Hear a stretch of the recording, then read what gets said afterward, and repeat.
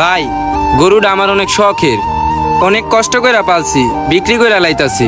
এই গরুটার ভিতরে অনেক মায়া আছে। দেখছস এবার কত বড় গরু কিনছি, তুই যা গরুটা বাসায় দিয়াবি, কারণ তোর তো এমন গরু কেনার যোগ্যতা নাই। ব্যাপারী ভাই, রশিটা খুললা দেন।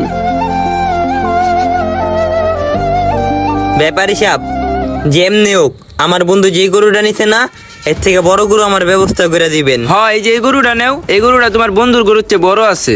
দাম কত গরু এটার? 3 লাখ টাকা। কম হইব না? না, এইটাই ফিক্সড, বড় গরু না। আচ্ছা তাইলে এখন তো আমার কাছে পুরা টাকাটা নাই, আমি 10,000 টাকা অ্যাডভান্স করে দিয়া যাই, কালকে পুরা টাকাটা দিয়া দিমু। আচ্ছা, দিয়া যাও। ব্যাপারী সাহেব, রশিটা খুলেন, টাকা দিতে আসি। এই দামে তো হইব না, আরো 10,000 টাকা দিয়া যাও, গরুর দাম বাড়ছে। তারপরে নিও, যাও টাকা নিয়ে আহো।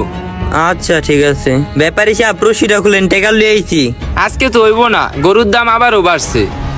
প্রতিদিনই কি দাম বাড়ে?